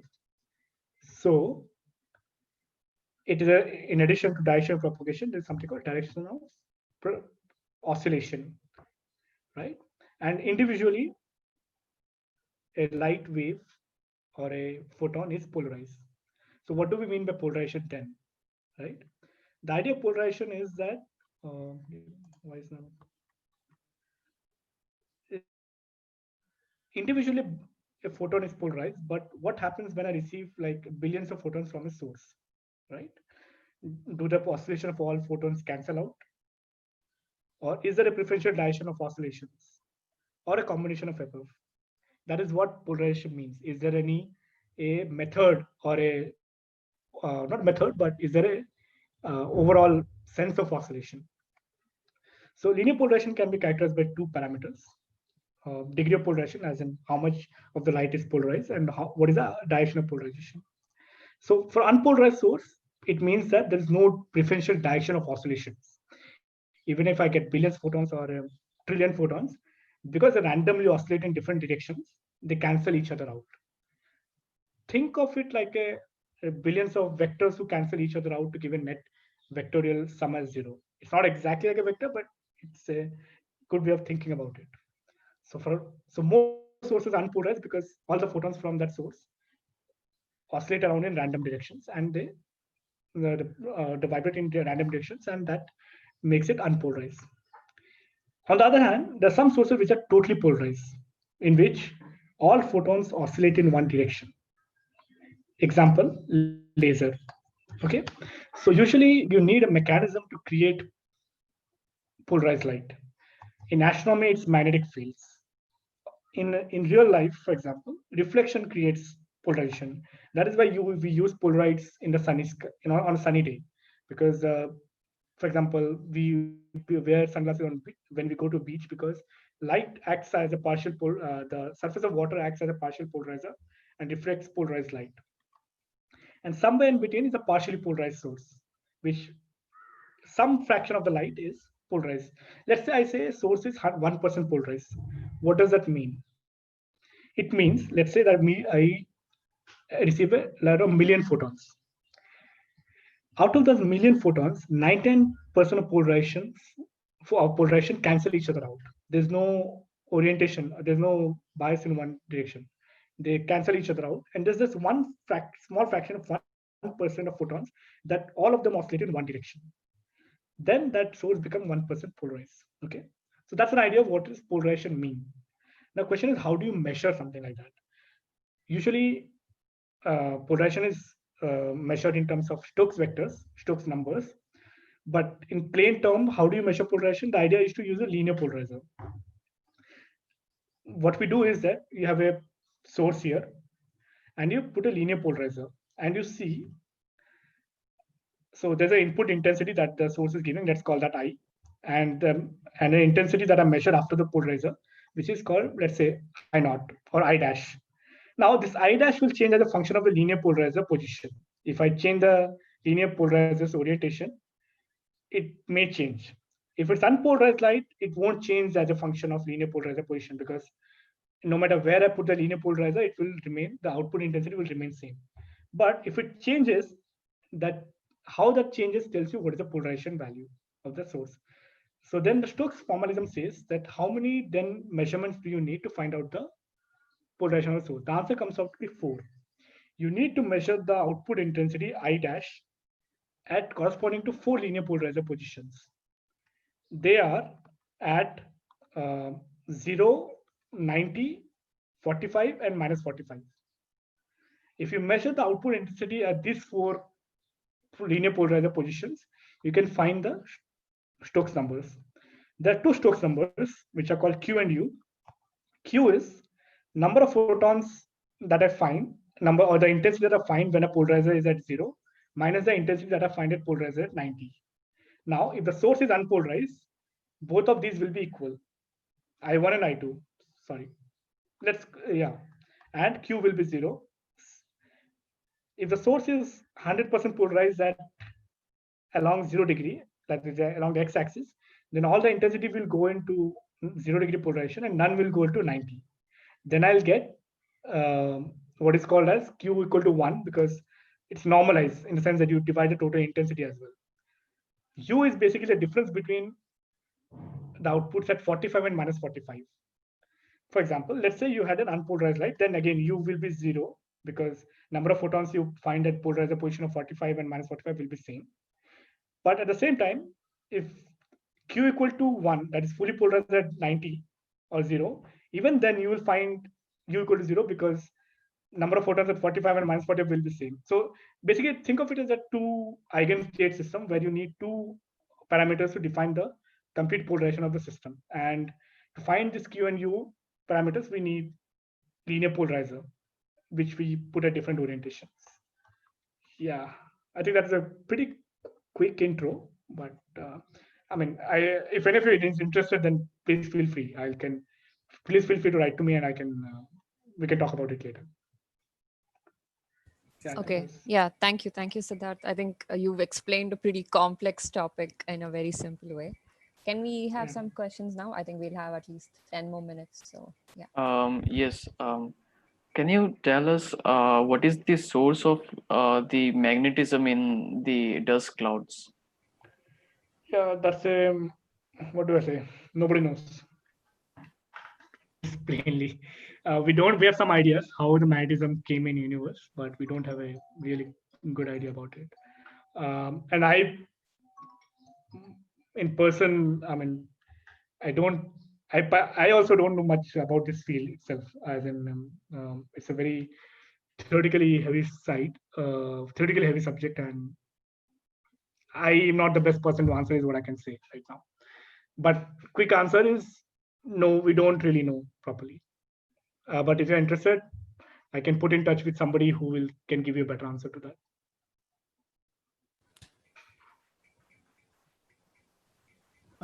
These neutron stars, which are very magnetized, are they good candidates for this polarized line? Yeah, that's a good question. Yes, the answer is yes. And we try to measure what is the polarization of neutron stars. The only thing is that you need some neutron stars do emit in polarization in optical, but most of them emit in X-rays. So in X-rays, all these objects emit in polarization. In optical, maybe not. But yes, they do. Wherever there is magnetic field, there will be polarization, most likely. AGNs are a good example. Exactly. Yeah, I was coming there. AGNs, this neutron star that is said. Even exoplanets, by the way, because exoplanets have reflected light. If you block the main star using coronagraphy and you put a polarizer, you will see the light from the planet itself because the reflected light is polarized. So there are multiple places where it gets useful. Uh, yeah, wherever there is magnetic field, even in supernovas, for example, people find polarization. But why the sunlight is completely unpolarized? Uh, I mean, So as I said, is the distance less or the medium is very pure? I mean, both those mean the same thing. The medium is pure, as you said, because there is no dust between us and the sun. That's why dust doesn't do anything. There's nothing that can dust that dust can do. Yeah, that's the right thing to do. So even some stars around us, for example, Alpha Centauri, nearest star, right? That is unpolarized because there's no dust between us. It's just that as you start going further and further away, dust clouds come in, and that becomes polarized. That leads to polarization. But you were telling that you are looking for clean patches in CMB footprint. So this analogy will not work. Or this is too small an area in the universe. I think what you're asking is, uh, because I just saw that in one of the slides you said that one of the main thing is to prove or disprove inflation, and we are looking for clean patches in the CMB footprint. So, so so when you say that sun does not have in polarized and some of the stars like sun, so this analogy can be used to look at clean patches. I don't know. I'm just no. So the idea is that okay. So sun is not polarized, and most stars are not polarized, but the dust creates polarization, and dust clouds create polarization. So if you find patches where you know that these stars are so far away, but like I know that these stars are distant, but I don't see any polarization, that means that there is no dust in there.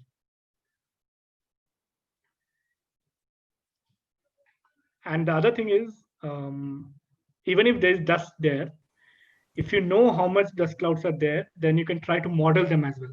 So there are two aspects to it. In the sense that two advantages to this idea.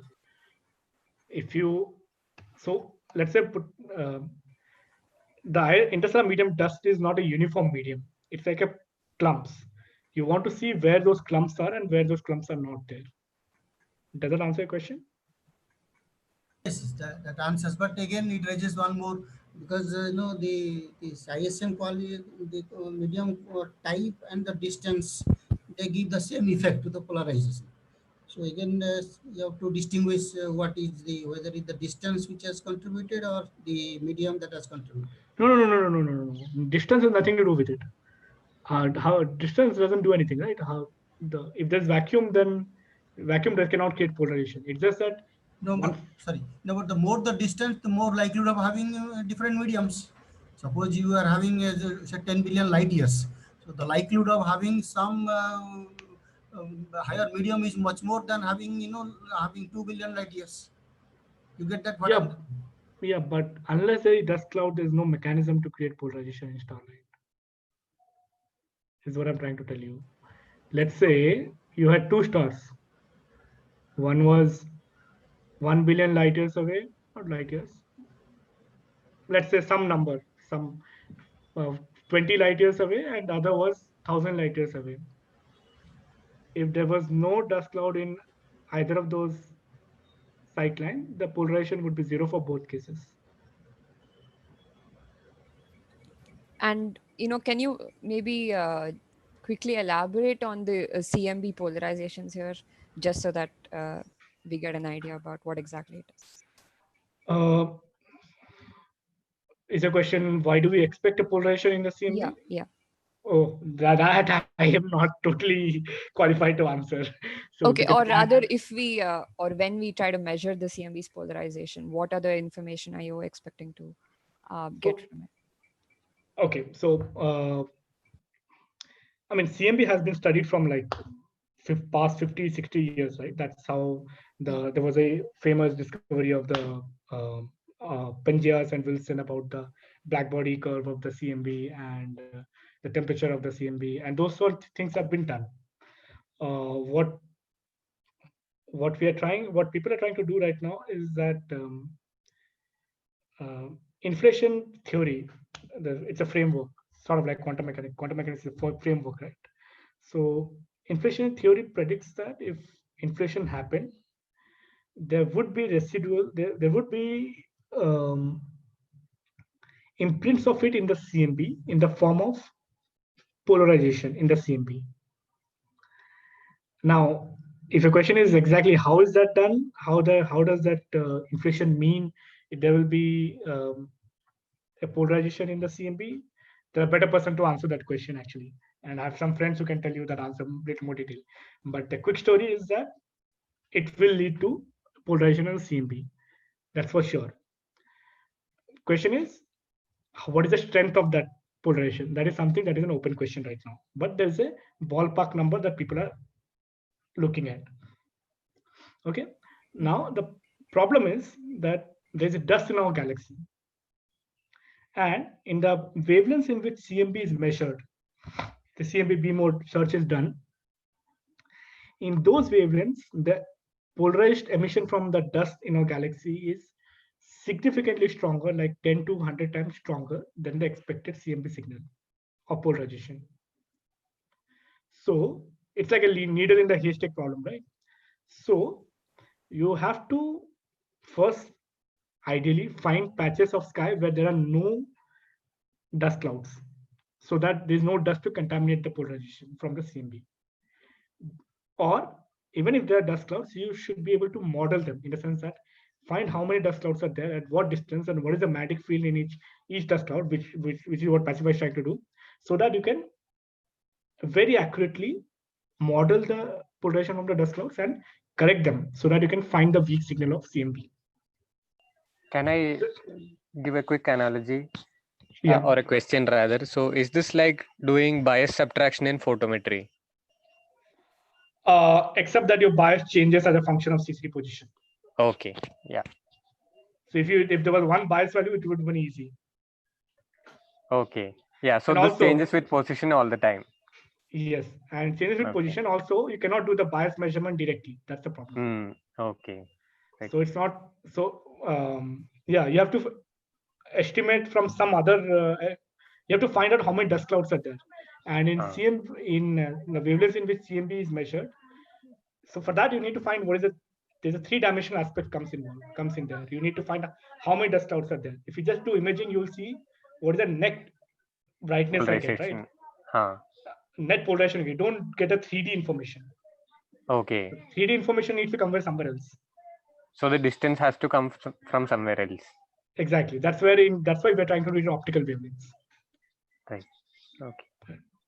Because your stars are the distance indicators, right? And we see stars only in optical wavelengths, not in the microwave wavelengths. Yeah. Okay. Yeah. Also, one more quick question. So there was this query that came up in a few lectures ago, and what people were interested in is how do you find different dust clouds at different lengths, and also how does extinction come into this whole picture? As in, there is interstellar extinction. Yeah. I think no. I think it was about the amount or the similar to what we asked today. I think so. The distance, right? So the larger the object of observation, more the interstellar medium or dust clouds. So that's exactly what I was just indicating. She's a weighted average. So he just replied that the distance has no contribution, but probability is a weighted distance and medium. So how to solve each variable, I don't know. This is this question was asked what is referring in terms of redshift, and now this today is applicable to polarization. Thank you. So it's not weighted. What you have to think of it is that if the distance increases, statistically, it's more probable that you will find a dust cloud. And the larger the distance, statistically, there'll be more dust clouds and hence larger extinction. But statistics, you can find an outlier where even for large distances, there are no dust clouds. And then in that case, the polarization will be zero, is what I'm trying to tell you. But what if there is a different kind of cloud which offers or creates more extinction, even though there is lesser quantity of it? Yes, How do you there know? are dust clouds which are more efficient in creating distinction. Depends on the dust grain size, the the properties of the dust grains itself. So there is that variation. There is no one dust cloud, or there's no one dust property. That is something that we are finding now. So Okay, on that note, can you explain what Can the importance of linearly polarized sources in finding dust clouds? As in, if you're looking at stars, which are mhm, totally unpolarized, and if you have a mhm, dust cloud which does not have a magnetic field, we will not observe mhm. any effects, right? Yes, that's true. It's just Okay, that we find that we find dust clouds everywhere, dust clouds and magnetic fields everywhere. Weak or strong, but they're always there. okay, okay. It's one of the open questions again, and something that we are trying to hopefully um, gather more data for the community in general to find answers. Like, what is the relation between dust and magnetic field? See, the thing is, some of these questions cannot be answered unless you have a large data set. Yeah, And so if you have like, instead of 10 dust clouds with magnetic fields, if you have like 10,000 dust clouds and the magnetic fields, it becomes a statistically significant population in some sense. And then you can try to find some of these answers. I ask a question? Of course.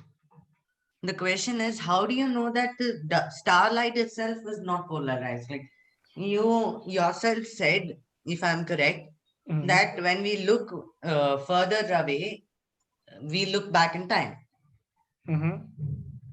So, if we look far back enough, why can't we say that there are some stars which we are able to detect, although very, very faint, which Mhm. are, say, which are which seem to be coming from the very, very early universe?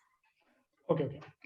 So, In that case, how do you know that you yourself said inflation predicts that there is a change in, there is a polarization of light. Am I right? Polarization in CMB. yeah. So there are multiple things here. CMB works in is in microwave wavelengths. Stars emit in optical wavelengths. One. We cannot measure polarization of stars. When we say stars, it usually means stars in our galaxy. Okay, because we cannot resolve stars in other galaxies, except probably few nearby galaxies. But polarimetry cannot go that far because it's a different technique and requires more photons. So when I say polarization of stars, it's polarization of the current universe, because whatever we are observing is of our Milky Way galaxy. Now to the question of how do we distinguish whether it's the star that is polarized or the magnetic field itself is creating or the magnetic field is creating polarization. So as I said, the farther back we see, in the sense the farther distance in Milky Way, we find that the stars are more polarized, which means there's a distance effect coming in. Also, when we see nearby dust clouds, not dust clouds, nearby stars around us, we find that all of them are unpolarized. It's just after we cross a certain threshold of distance, we find them to be polarized. In combination to this, we have extinction data from other probes where we can correlate how is that polarization of stars changing as a function of extinction. And extinction is a direct measure of dust cloud. So when you put all together the multiple pieces of information together, one reaches a conclusion that it's the dust cloud which is creating the polarization in stars. I mean starlight. Most stars are unpolarized. And I say most because there are some stars which have magnetic fields in them inherently. Some of them are like this You A mean type stars. magnetars? Magnetars are not stars exactly, but they are a remnant of neutron stars. Some special class of stars in optical itself. Magnetars emit mostly in radio. For example, they have strong magnetic fields, and a magnetic field that changes with time. That leads to polarization that changes with time from the star. But for most stars, they are unpolarized, and it's backed by both theoretical understanding as well as measurements. And also, if a star is polarized, let's say 1 out of 10 stars is polarized, you can easily identify that the star is inherently polarized because the rest of the 9 stars will have very similar polarization to each other because they pass through the same dust cloud. But because this star has its own different polarization, you can easily see that its polarization value lies somewhere else in the polarization plane. That in that way you can identify that a star is intrinsically polarized and not because of the interstellar medium. Okay, a few other questions Yes. relating to the same topic. First and foremost, the question is, what about black holes? I mean, black holes are there in our own galaxy, referring to the current universe part of your answer. So black holes are there in our own galaxy, very small ones. What about them? They can also cause polarization, right? You only said magnetic fields cause polarization for light in astronomy.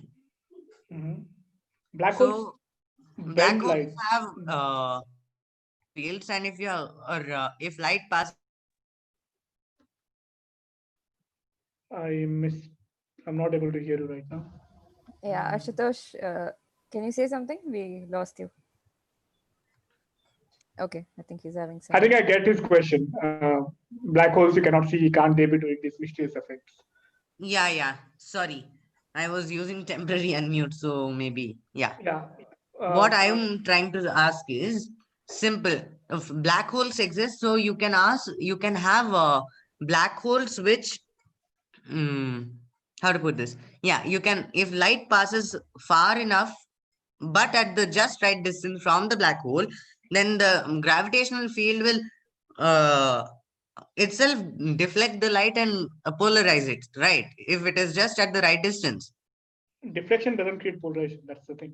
I mean to say, black holes can have they have magnetic fields, and these magnetic fields can polarize light, right? Not at a global scale, in a sense that in the scales that we're talking about, we have found that the coherence of this polarization, as in what is the scale on which stars have similar polarization, that is like in the scale of kiloparsecs. Black holes are like very tiny objects, powerful, but they're tiny. So, I mean, it's a valid question. I'm not saying it's not a good question. It's a good question, but it's just that if you can try and figure out okay, so you say, okay, I have a black hole, what can it do? And then you say, I match with observation, does it match? Not that it's a question that I've thought, I mean, it's not a question that I've thought a lot about, but black holes, thinking right now, black holes have a very small sphere of influence in terms of the magnetic field. And it's not only magnetic field. Magnetic field doesn't itself guarantee polarization. You need a magnetic field that will create a asymmetry in the system. Here, the dust grains are creating polarization with the help of magnetic field. In general, What about the accretion disk around the black hole? The black hole accretion disk will have dust, etc., etc., etc., etc. What about that? That will again create even that is part of the magnetic field, so that can still create this what polarization. except that again, you have to see how many black hole systems are there. Okay, if I look at my part of galaxy, how many dust clouds? I mean, how many black hole systems are there? And can those amount of black holes explain all the polarization that I see on the sky? The answer would come out to be no. Okay. So I think we can take the questions to I mean, the these are all good discussion questions. forum. I'm not saying they are not good questions, but yeah, I'm pretty sure people would have thought about it. And now that I'm thinking about it, you'll find out that probably that they. And also, you have to think We'll do about one it. thing. Can I get your email ID? I'll just email you my questions. Sure. Or maybe we can have a chat. Yeah, Siddharth, if you can join our Discord server, which is where Equinox is happening, that would be helpful as well. So we have a discussion. How do I join? I'll just send you a link and you can join. So Okay. yeah, all our mentors are there as well, so we can have a discussion there. So Okay. yeah. Now. No. Yeah, after the call, I'll just send you the link. Okay. But yeah, just to finish off, anybody else You who have time. has? You have time for a naive thought. Yeah, one last. Yeah, A sure. very naive thought. Usually, See, naive thoughts are good thoughts. So you can go ahead. yeah, it's very naive, Well, see, we are whether it is optical or radio or all, we are all trying to image through collecting as many photons, and that's why we are struggling to increase the diameter of the and all the associated problems. So I was just thinking, what is the work? I don't know. This is again naive. See, using photoelectric effect, if we have a medium which is prone to ejecting more electrons. It can be coated. There are a lot of chemicals which can easily eject. So it is just amplifying the things. So that will give us, current and which can later be converted to image. Any idea on this, or it is obsolete and all? I don't know. So, You get my question? yeah, I get your question. You're saying like if I get one photon from a source, I can It's create a just hardware. it is just Yeah, amplifying whatever yeah, I get it. photons I I'm get it. getting, and that I amplify by making it current Yeah, by yeah, yeah. using a medium which has loose electrons. Yeah, yeah. So you're saying if I get one photon from a source, you create a material which will multiply that by 1,000, right? And that will get you more photons from the source, right? Yeah. But the problem is, see, it's about the noise. Everything is about noise. Even if I get three photons from a source, that should be good enough for me. As in, I get light from the source. The point is, it's always about noise. There's something called photon noise. Okay, like it's a Poisson distribution, and the photon noise goes as square root n, which means that for every photon I get, there's an uncertainty for if I get say n photons, like say 100, the uncertainty, inherent uncertainty because of the emission mechanism of the uh, measurement is square root 100, which is 10. So you will always say my number of photons are detected is 100 plus minus 10. Multiplying, and that is where it's limited. You're limited by your noise, not by number of photon as such. We want more photons because so that we can reduce that number. Signal to noise. Your signal is n, noise is square root 10, so your SNR is square root 10. You follow that? Yeah. Multiplying through a secondary system doesn't reduce your noise. It may increase your noise, but it cannot reduce your noise. That's why we are not doing something like that. Thank you. Does that make sense? Yeah, I think. Yeah, we'll keep on exploring on this. Thank you. Yeah. Okay. Sorry, but just a quick doubt. I was waiting for quite a long time to ask this. Just a quick doubt. How, like, for example, let's say we are observing this polarization effect from the intervening dust cloud. So, how these observations can be, tampered by the temperature of the dust cloud? So, what can be the effect of the temperature of the dust cloud on those observations we are taking of polarization? Yeah. So that's a good question actually. So the temperature and the chemical composition and the strength of the magnetic fields, all those affect the, for example, the efficiency of polarization by the dust cloud. If you have higher temperature, the alignment will be weaker because the inherent energy, the thermal energy will become stronger than the magnetic energy, right? In the, let's say, the alignment. The randomness will increase, for example, if you increase the temperature because of thermal things. So all those things come up. So all those are part of the probes. I mean, what we want to understand: what is the temperature, chemical composition, emissivity. All those details are part of the question. Like what when you want to study dust cloud, you want to find these kind of numbers from the measurements. So these affect measurements, and we use it the other way around. We measure something and try to understand what is the temperature. Okay. So, do we calculate the thermal temperature, or do we calculate the surface? Oh, sorry, brightness temperature of that cloud? I have not analyzed this data myself. I guess it's both. I can't remember properly. I can Okay. give you a better answer later. Okay, sure. Yeah. Okay, thank you. Yeah. Okay, so I think we're done with the Q&A, and we'll definitely take it on Equinox Lounge, which is on Discord server.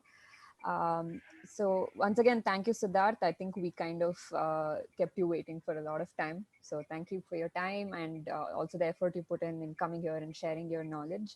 As you can see, we have a lot of questions. So it'll be nice if Yeah. we maybe have like a small written interview where you just answer a couple of things, and I'll try consolidating them into an article for the sake of other reference of other students. Yeah, sure. So, I'll be most happy to okay. pitch in any form that you find me useful.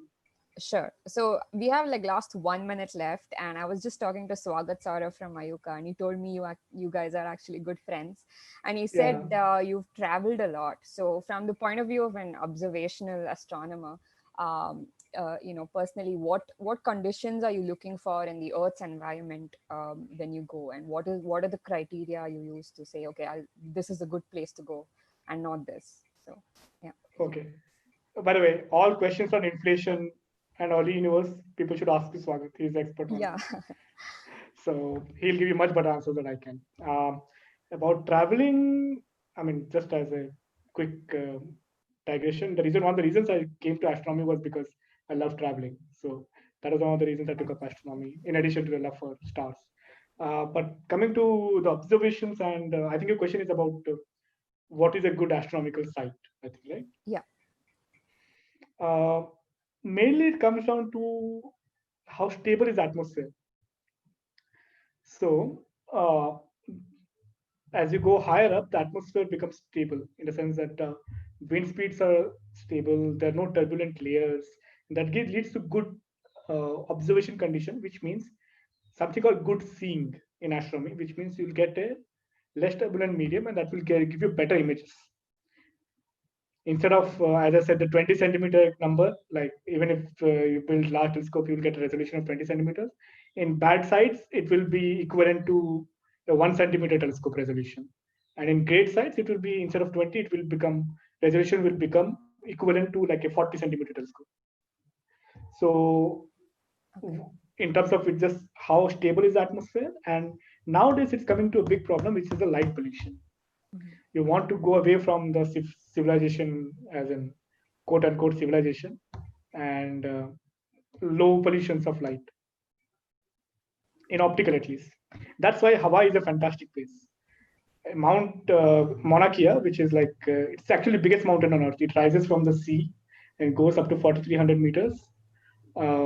It's like the most pristine atmosphere anywhere on earth, because there is water everywhere. The air is very smooth and makes up for best sky conditions on earth.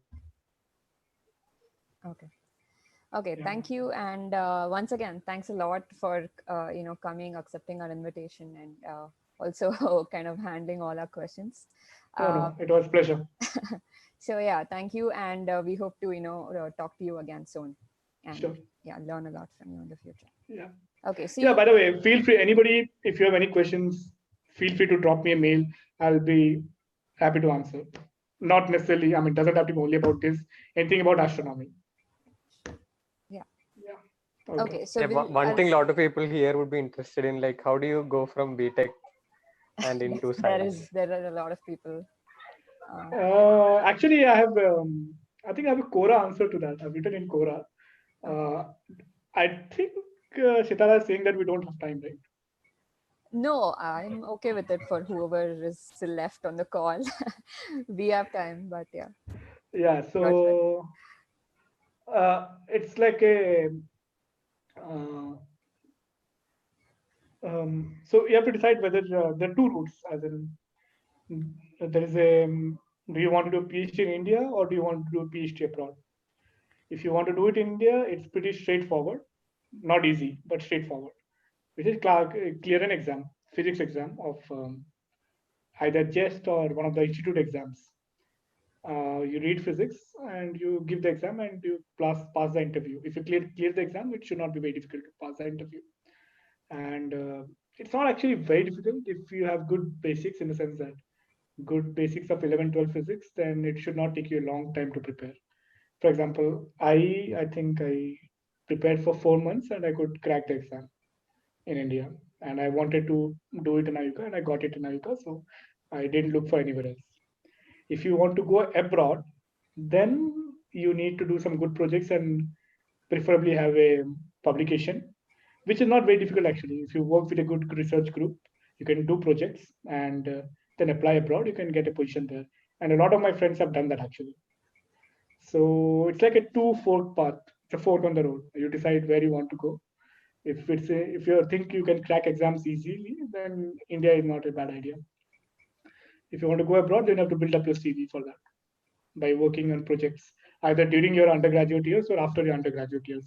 Take a year or two off from academia, not academia, but do projects, get involved in projects, and that will help you get some publications as well as contacts. The person you're working with can refer you to some great right recommendations for you, and then you can go outside. So yeah, those are two ways I can think of. Yeah, but once they do projects, you're talking about entering masters, right? Not PhD directly. Okay, that's a good. That's something I forgot. In India, at some places, including Ayuka, you can do a PhD just after a BTech, which is what I did, because some places consider BTech as equivalent to masters in science. Ayuka is one of those places, and some places have integrated PhD, so you can join that place. So it will be masters plus PhD combined, which will save you a year. Outside, I think you may need to do a master's, most likely. Yeah. Yeah, I think that's where a little bit of complication lies, because I think in Europe, going from engineering to something like masters in astrophysics is not so simple, but we can continue the conversation. I mean, it's something that is, I mean, it may look very difficult from far away, but having done that, I think if sometimes it's just a matter of finding the right people who can tell you what to do. Most of the times we don't know what to do, which is often what is the biggest roadblock. By the way, I have the similar doubt, but like in opposite way. Like I am doing bachelor's in science, so I want to do or I want to pursue astronomical instrumentation. And I've seen mostly people in astronomical instrumentation are from basically from electrical engineering or electronics engineering background. So like, how's the scenario for like students like me? I mean, see, in your PhD, you will most likely not do anything that you have done before. Okay. Either it's, for example, most of the times we are coding, and most people don't train to be coders during their masters or bachelors.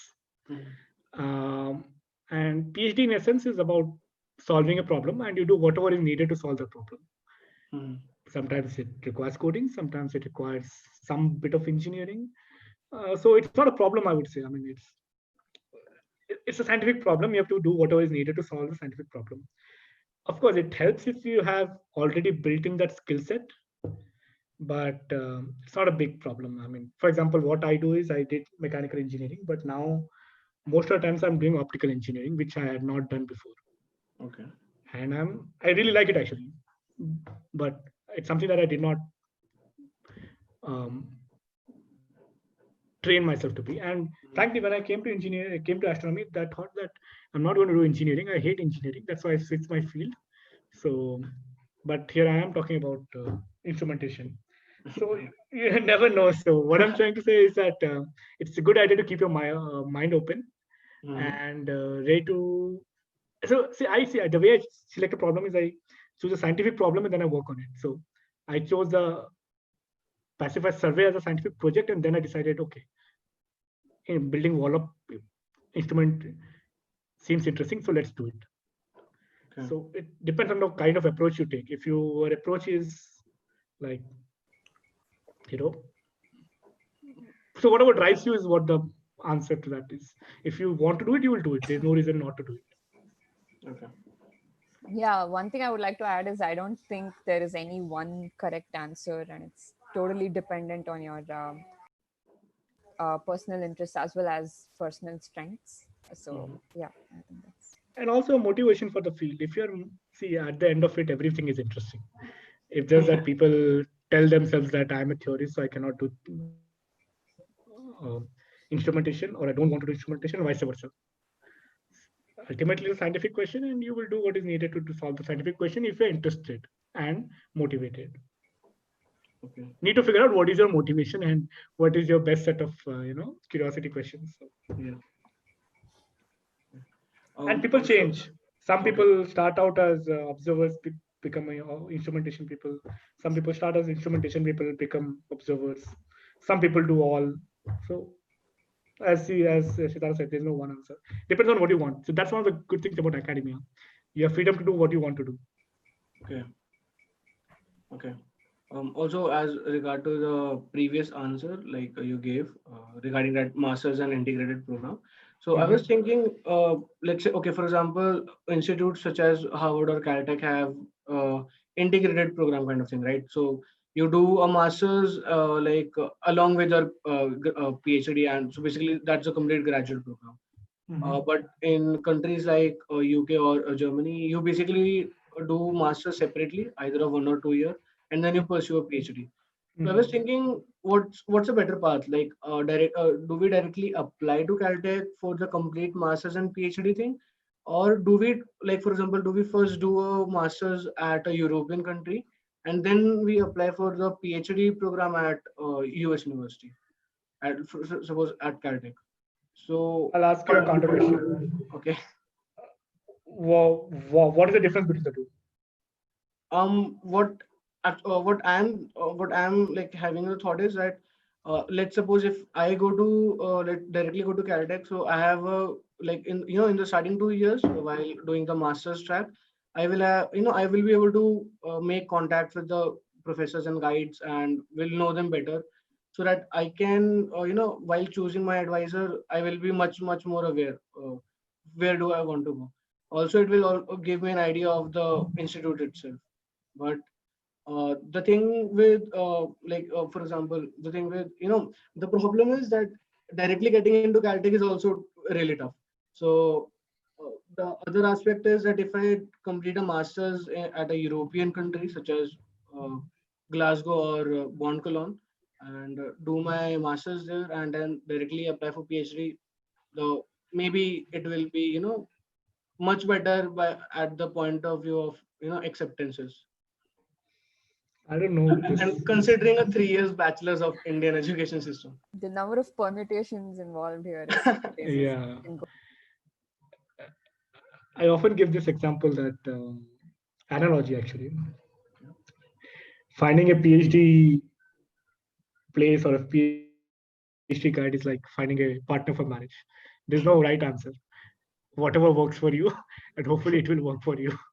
So what you're trying to say is, should I marry without dating, or should I date and then I marry? So I don't know. You decide. You take your risk. Kind of thing. Yeah, I don't know. Depends on your taste and what risk level you want to take. I don't know. I've not done either, so I'm the least experienced person to answer that question. Okay. The only thing that I can comment is that in the European programs, often PhD is a project-based position, as in it's like a 3 years PhD, most likely without coursework. Yeah. And that is something that I'm not a big fan of. Coursework is, I think, very important because it gives you a perspective and of the overall field, and gives you a top bird's eye view of how different fields are connected to each other. And I think as it's important how to have that understanding. It's like understanding different like the different parts of mathematics, right? Algebra and set theory and all those things. Either you can know only one, but sometimes it helps to know how they can be connected to each other. So the only thing I can say is, if I were you, I'll probably go for a place that gives me good coursework. Okay. Yeah, but again, it's a very I really avoid giving ideas or opinions because there is no one answer to anything, as Siddharth said. And sometimes it's just a matter of luck. So actually, Okay, we won't keep you for any more time. So thank you so much, Siddharth. Yeah, sure. Thank Bye. you. Thank you. Yeah, bye. Bye. So whoever is asking me multiple questions in the chat, you can send me an email, and I'll be happy to answer. It'll actually, help a lot of other people because we share, the same questions. So I think if you just answer on, there's a channel called Equinox Launch. Yeah, you send me the link, I'll go there. Okay. Yeah. See you there. Bye. Bye. Thank you.